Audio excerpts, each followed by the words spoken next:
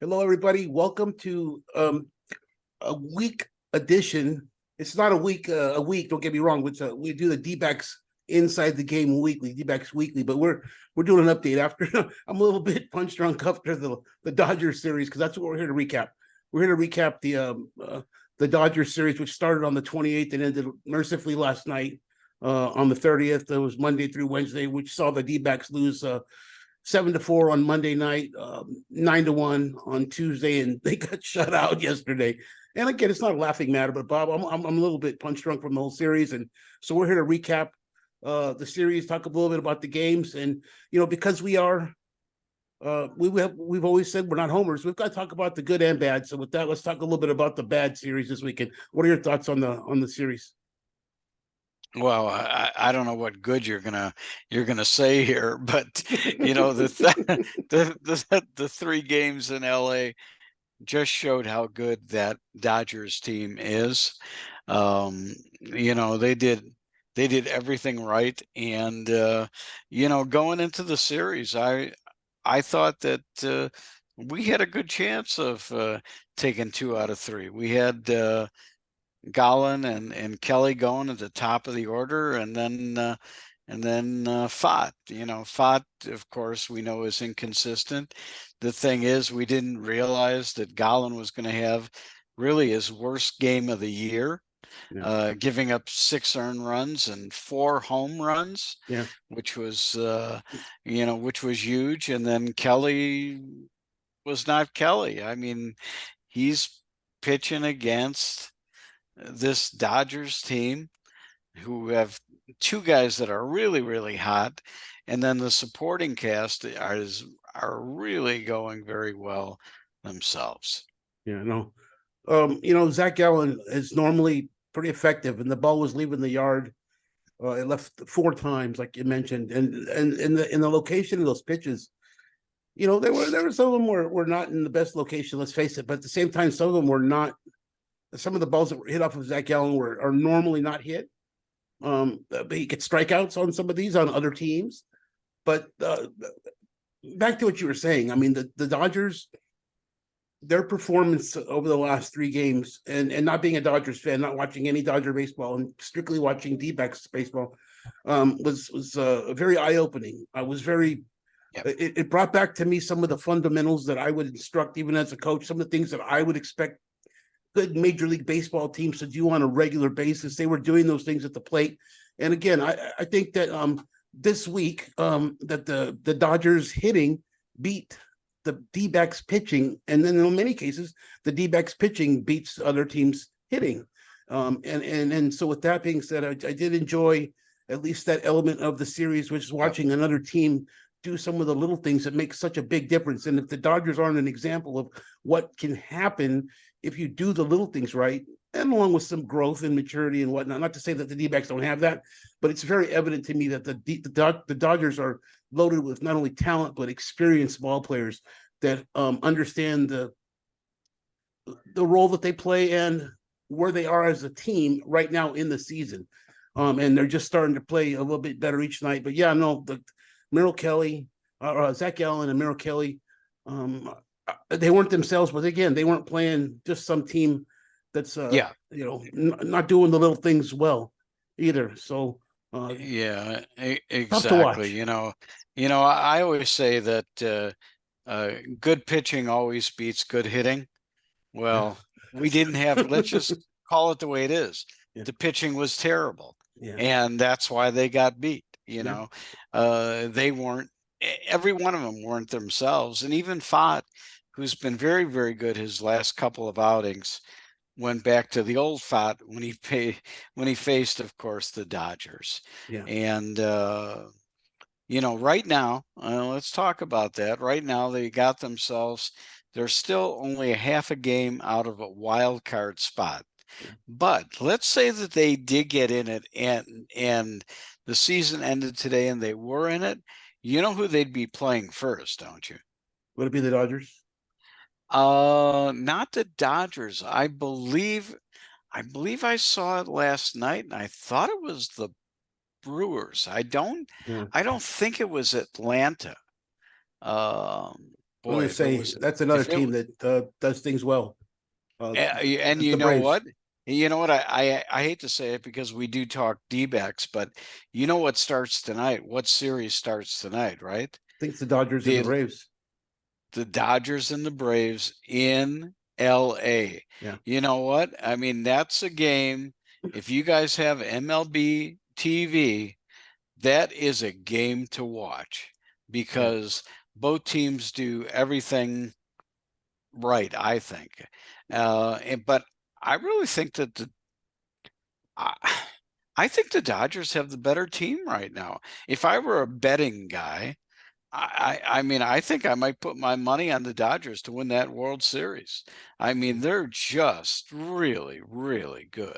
Yeah, no, we watched a team that, again, it's all a lot of times teams rise to the level of their competition. Sometimes teams fall back to the level of their competition. But the Dodgers play at a certain level, in my view, that's conducive with winning, like you just said, championships, whether it be the World Series or the NL West. Yeah, right. Just I think that they do things that are indicative of teams that show success not only in the short term but in the long term. I think it's really important to recognize that the Dodgers have been good for a long time, and this is why they've been good for a long time, is because you and I have been talking about the two-strike hitting, the two-strike defense, knowing when to seize a moment in a pitch count when you may not get this pitch normally, such as like last night, for example, Freddie Freeman.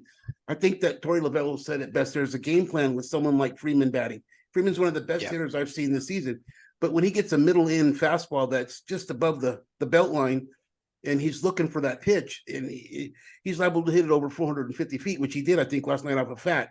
And these are the kind of mistakes that I think the older that the player gets, the more experience they get the more knowledge of where to miss and what, and how you can get away with those misses. But again, the Dodgers tip your hat to someone like Freddie Freeman, where he not necessarily knew that pitch was coming, but he had an expectation of something that might be there, obviously, and he just roasted the ball. And and not only that, but then he hits one last night that's down by his shoestrings. And this is clearly going to be a ball with two strikes, but he's such a good hitter that he gets his bat out there and he pulls it into right field for a base hit.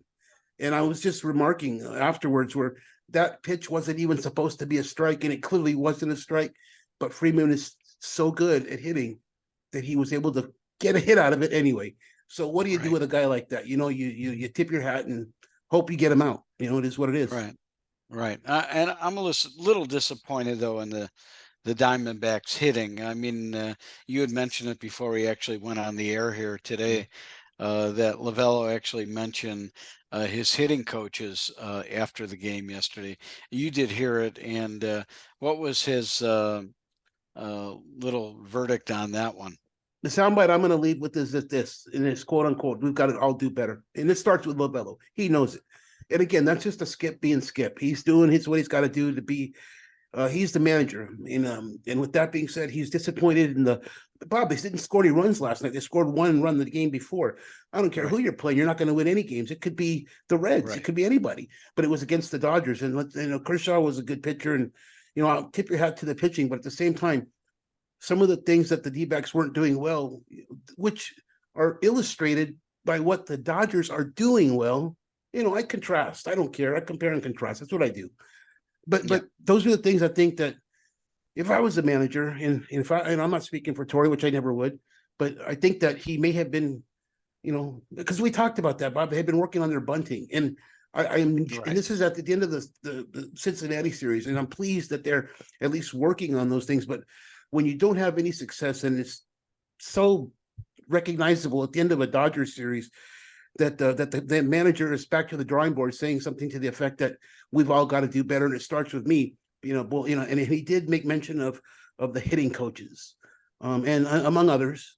But I did catch wind of that in the MLB after the game presser that they do on the DirecTV broadcast. But anyway, I hope they do better hitting wise, because at the end of the day, if you can hit in the major leagues, they'll find a spot for you. And the D-backs right now need to get back to the drawing board and try to pick up the pieces. They're going to be playing against a pretty tough team Friday, Saturday, and Sunday. Right. No rest for the weary. They got to play the Baltimore Orioles. So Right. Let's talk a little bit about. I'm kind of shocked. I mean, this is the first year that I remember, and we spoke about this yesterday, that a number of teams have put players that they just picked up at the trade deadline. They put them on waivers. Now, I know today one of the players was picked up, and there might be more, but I know that Harrison Bader, who was waived by the New York Yankees, was picked up by the Cincinnati Reds. I don't really know that move or why, because they do have some really good outfielders over there right now, unless he's just going to be like a utility player. But there's some great pitchers. I'm talking about Giolito, and then one of the best arms in the league that was waived. I mean, the Angels got rid of like just about everybody they picked up at the trade deadline. Yeah. It's like, yeah, they're waving the white flag. And I would like to see Diamondbacks pick up somebody. And I think that they would have to pick up somebody today so that they could be on the postseason roster. I thought that's what it was. Maybe I'm wrong about that, but I'm almost sure that I am right on that one. Now, also, Brian, we have September 1st rolling around tomorrow. That means that we can go to expanded rosters. I'm not sure what the expanded roster goes out to now. If it's 5 or 6 more players that they can have on a team, but I'm looking forward to seeing some guys that we've heard about all year. A Jordan Lawler. Is that the reason why they've been playing Perdomo at third? Because they're going to bring in Lawler and let him play short. I don't know. It's going to be exciting September. The Diamondbacks are still in the hunt. They're still there, but these next 2 weeks are going to, I'd say, make it or break it. I don't believe what Torrey said about a week ago, and I tweeted that out, that it's going to come down to one game. That's what he said. I don't believe so. I'm sorry. I believe in 2 weeks, this thing will be make it or break it, and we shall see what happens. The only good thing is, I'm going to tell you right now, I'm sorry to interrupt you there. I like it. Keep going. The only good thing is right now, Cincinnati's a game behind the Diamondbacks, I believe, in the wild card hunt. But the thing is that, and I actually lost my train. No, I know exactly what I was going to say. The Dodgers play the San Francisco Giants, who are ahead of the Diamondbacks only by a half a game. They play them 7 more times. Yeah. Now, I would say, and we discussed this yesterday as well, I'm thinking Dodgers win 5 out of 7. Yeah. No, they may have a nice big cushion, but at the end of the day, they want to continue to, in my opinion, stay competitive. And I mean, at the mercy of, it's going to be, somebody has to play them, and it's going to be the Giants going to face the Dodgers 7 times. And I think the Dodgers are going to want to win those games, whether or not they have a 20-game lead in the division or not. It's irrelevant. It's not the NFL. You want to hit, you got to keep hitting. You got to keep working right into those playoffs on a hot streak. But, Lucas Giolito, Ronaldo Lopez, Hunter Renfroe, some of these guys that were on waivers, I think the D-backs were. Now, I read through Twitter, or X, they call it now, Nick Picaro with the AZ Central. I can't help it. I'm still used to Twitter. Man, it is what it is. I mean, it's hard enough to change it. But I did read, I don't know how true it is, but I'm going to look into it a little bit deeper. The D-backs had reached out to a handful of organizations and considered themselves on the list of teams that were looking to pick up some of these players. I can't be specific because I don't know, but they were turned down. They had no luck. So what you see with the D-backs right now is is more than likely what you're going to get. No additions, despite the fact that the Angels sold the farm. Would have been nice to see a Giolito in here. That's who I would have liked to see. But yeah, that's who I wanted. that's who I wanted to see at the trade deadline, because we still need, and when I say that, that's the Diamondbacks. The Diamondbacks still need a starting pitcher. I really think that between the guys that they brought in right now, I think the bullpen is okay. Yeah. I don't really think that you need to get some bullpen help, but you do need to get some starting pitching help. And there's guys out there right now. Yeah. And you only have today to do it, I think. Yeah. No, Now, not saying if you're going to go and you're not going to have these guys on the postseason roster, then you pick them up. Yeah. Again, I try to stick to what I know, which is the game a little bit, not a lot, but enough about it to talk about it. But that stuff behind the scenes, Bob, it's got to be tricky. Money, money, and how much can we afford? Who's going where? What do we want to give up? Things of that nature are just a little bit above my pay grade, and I'm thankful because that's got to be a lot. But at the same time, I thought that the D-backs were aggressive toward the end of the trade deadline, and I've read they did their best to get into the waiver mix, and just didn't work out for the D-backs this season. So again, I think they have what it takes to win this year, but it's a matter of hitting. Yeah, they've can't hit, you're not going to win the games. And they've gone into these. Yeah, they've gone into these stretches where they're not hitting at all, and then all of a sudden they're hitting. I mean, I thought they had snapped out of it after the Cincinnati series before they went into the Dodgers. It just goes to show you how good the Dodgers are and how good their pitching is. It's well, the Orioles are 83-50, Bob. 83-50. They've won 83 games.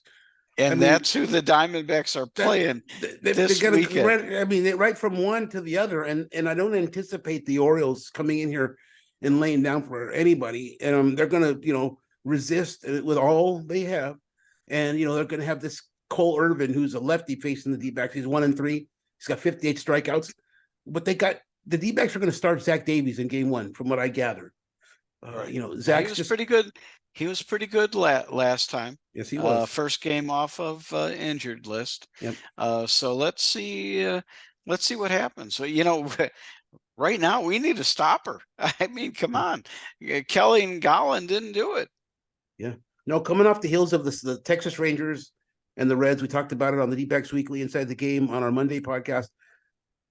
I felt good going into the Dodgers, but we were cautious, and at the end of the series, for good reason. There's a definite distinction of a team that's playing very well and the one that isn't, based on some of the small things that they do on and off or on the field. And and frankly, we saw that and what I was afraid of, and it resulted in a sweep, which hopefully doesn't result in a losing streak, because the D-backs can ill afford to do that with them, like you said earlier, being so close. They're so close, and like you said, it's probably not going to come down to one game. I'd like to see them have enough to cushion themselves from a disaster against Houston and still make it into the playoffs. And that's going to entail running off some wins here. I know they got the Rockies coming in after the Orioles, but they're no slouch. Right. So the D-backs going to have to hit and score runs and get hot, get on a roll, so that when they do make the playoffs, because that's what I said. I said, I think I got them slated. I thought they were going to make it. And I still think that way. But how far they'll get when they have to play teams like the Dodgers and the Braves, we'll talk about that, I guess, if that comes to fruition. But for now, I'm rooting for the guys to make the playoffs. I'm going to report that if they do. If they don't, I'm going to report why they didn't. And we'll come back and we'll talk more about the hitting, because after this Orioles series, they should be improving a little bit on something. Right. Now the wild card. Is the wild card 2 out of 3 or 3 out of 5? 3 out of 5. Okay, 3 out of 5, and then everything else then is 4 out of 7. Yep. After that. Yeah. Okay. I mean, the D-backs can play with anybody. Let's face it. You got Gallen, and you got Kelly, 1-2 punch. Normally that's 2 wins, Bob. But normally, again, right. You see him go against a team like the Dodgers, and so my point is this: to beat the Dodgers, you have to be willing to throw 100 pitches in 6.5 innings. Why do I say that? It's because you have to waste pitches. You have to throw outside the zone. You have to induce ground balls. You have to you cannot just throw the ball and expect to beat a team like the Dodgers. You have to have a game plan that your starting pitcher, you're going to max him out in 6 innings if they get to 100 pitches. It's not a matter of if, it's when they get there, because of the way we're going to work the strike zone, rather than force the ball into for the sake of saving pitches. And in my opinion, anyway, it results in runs against, and I think that they could do a better job of strategically pitching other hitters such as Freddie Freeman and trying to get them to a full count, let them foul it off a handful of times. If you draw a walk, you draw a walk, but at the same time, he's got to see at least 9 or 10 pitches to strike him out. And we'll see what happens. That's just my view on pitching, though. And it'll be kind of interesting because this will be the first year that the playoffs will have the pitch clock rules, and they are not changing the pitch clock rules. It's still going to be 15 seconds between pitches when no runner is on base, 20 seconds when there is a runner on base, only 2 throws over to first base. It's going to be, I think, very interesting this year. It's not going to be those guys stepping off the rubber and, thinking about what they're going to do. 15 seconds isn't a lot. You basically get the ball and you're throwing it. The batter only gets 1 time out.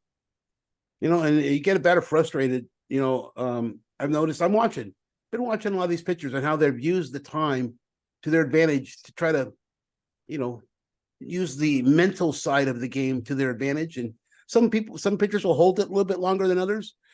Some will let it, pitch a little bit faster than others, but there's a way to go about it. But hey, before we go, the wild card, Frisco's 69 and 64. They got a half game lead over the D-backs, and Cincinnati's only a game behind the Frisco, so half game behind the D-backs. They're at 69 and 66, the Reds. So, Miami's not too far out. They're 66 and 67. They're looking pretty good. But again, we talked about the Giants. Now let's talk briefly about the Cubbies. Cubbies are coming to town.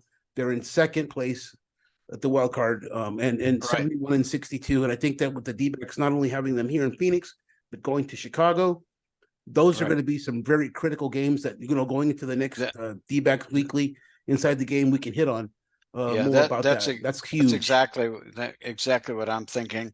And I think they go to Chicago first. I mean, once they hit that road, they go somewhere and then they go into Chicago. Yeah. I don't have the schedule up in front of me, but the Cubs are playing, and I've been watching the Cubs, of course, being from Chicago. They look pretty darn good. Bellinger is really good. He's really snapped out of it in Chicago. And I believe, and we're talking about hitting coaches. I think that he's really listened to his hitting coach. They do a lot of extra, and I do watch the broadcast. They do a lot of extra hitting work. Mm-hmm. And as a matter of fact, they were pointing that out the other day, that they were out there getting ready. It was only Bellinger and the hitting coach, and the guy was throwing them nothing but breaking balls. And you know what Bellinger did that day? He roped the breaking ball. He hit 2 home runs. Yeah, no, that's and on the first one he came around, and who's he pointing to? His hitting coach. Yeah, if I was if I was on the other side of the team, I got my scouts out there. What is Bellinger working on? What's he swinging on over there? He's hitting the hell out of the. So I'm not throwing him that pitch, but that's how they are. You work on those things, Bob, and he got immediate feedback, and I'm glad you saw that, because that's what it's all about. And as far as I'm concerned, working on some deficiencies and trying to just do a little bit better. And I just wanted to share with you that the D-backs are going to be on the East Coast for the most part, from the 7th through the 14th of this month. They go to the 7th through the 10th. They're in Chicago. Yeah, with the 4-game set against the Cubbies, and then of course they go. That's going to be tough. That's critical. And then they go to the Mets. Who the Mets, of course, they you never know what's going to happen with the Mets, but they're going to be in New York playing until the 15th, which is going to be when they come back to Phoenix to play the Cubs again in a 3-game series. They'll get a day off on the 18th, and that's going to we're going to have on the 11th. We'll do the D-backs weekly inside the game. We'll do one on the 18th, but we won't be here on Monday for Labor Day. We're going to take the Labor Day holiday off. We've got a game to attend at the Chase will be a day game with the Rockies. So All right. everybody enjoy your Labor Day holiday. And the D-backs Weekly Inside the Game will be back to join everybody again on the 11th, September 11th, and it's a very special day for us. So we will talk more about that that day. And where are we going to be? Where are we going to be on at, that 11th? Enchiladas out there in just a little bit north of Glendale on 17th Avenue, 17th Street, excuse me, at our new location. It's awesome to be there. So I can't wait, Bob. It's going to be good. And again, I'm grateful just to be able to cover the D-backs and have this opportunity to share some of our knowledge and some of our insight, because we don't do stats, we do hearts, what we see. And between you and I, we have many, many years of baseball experience. So I'm just grateful to do it. So, Bob, good stuff. Thank you. All right. Well, I'm happy to be here too, but it's probably time for us to say goodbye, right? Yeah, man. Let's do it. Let's say goodbye. Have some lunch, some dinner, whatever we got to do. Watch some baseball and go D-backs. All right, Bob. See you, everybody. Take care. See ya.